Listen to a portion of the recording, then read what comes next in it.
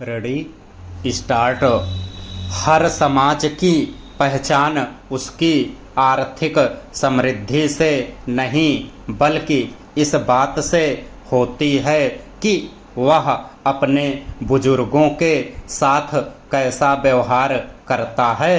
हरियाणा के सोनीपत में 74 वर्षीय शिवचरण गुप्ता की मृत्यु और उनकी बेटियों का अंतिम संस्कार में शामिल न होना बदलते सामाजिक मूल्यों का गंभीर संकेत है।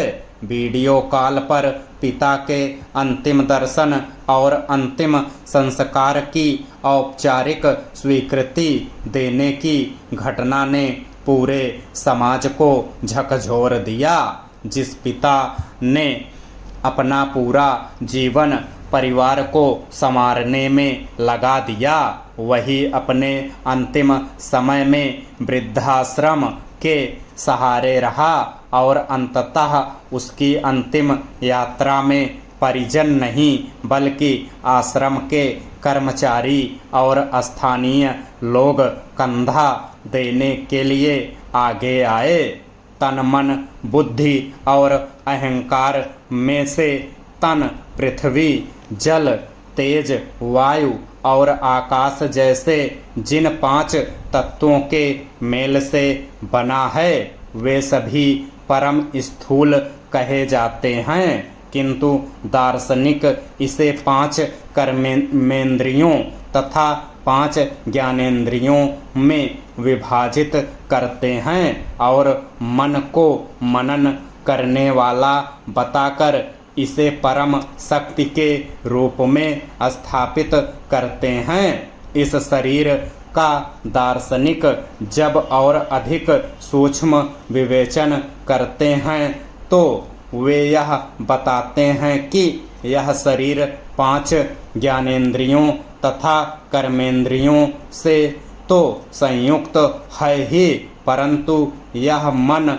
चित्त बुद्धि और अहंकार से संसार और पदार्थों का ज्ञान करता है। महोदय, आधुनिक युग तनाव का युग है। प्रत्येक व्यक्ति अपने जीवन के किसी न किसी मोड़ पर तनावग्रस्त होकर इसका खट्टा मीठा अनुभव करता है। वैज्ञानिकों का विचार है कि शिशु जिस परिवेश में जन्म लेता है, पलकर बड़ा होता है, उसमें रहने और कार्य करने के लिए अभ्यस्त हो जाता है, परंतु उससे भिन्न परिस्थिति में पड़ जाने पर विभिन्न प्रकार की कठिनाइयों का अनुभव करने लगता है। आधुनिक डिजिटल युग में कहीं भी रिश्वतखोरी जैसे भ्रष्टाचार को छुपाना आसान नहीं रह गया है। आज रिश्वतखोरी होती है तो उसका उपचार भी चल रहा है। पुरानी व्यवस्था बदल रही है और इसके साथ ही ऑनलाइन साधनों से रिश्वतखोरी पर अंकुश लगाने का काम भी हो रहा है।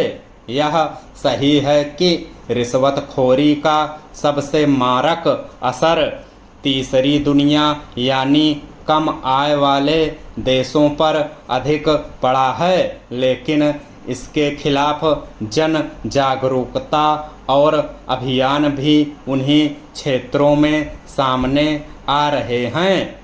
आजकल सरकारी प्रोत्साहन के कारण अर्थव्यवस्था के सभी घटकों में निजी क्षेत्र का वर्चस्व बढ़ रहा है। ऐसे में शिक्षा का क्षेत्र निजीकरण से प्रभावित हुए बिना कैसे रह सकता है। शिक्षा के निजीकरण का अर्थ है शिक्षा के क्षेत्र में सरकार के अतिरिक्त गैर सरकारी भागीदारी। वैसे तो ब्रिटिश काल से ही निजी संस्थाएं शिक्षण कार्य में संलग्न थीं, लेकिन स्वतंत्र भारत में उनकी भागीदारी में बहुत वृद्धि हुई है। इस मामले में संचार उपग्रह कार्यक्रम विशेष रूप से दिलचस्प है।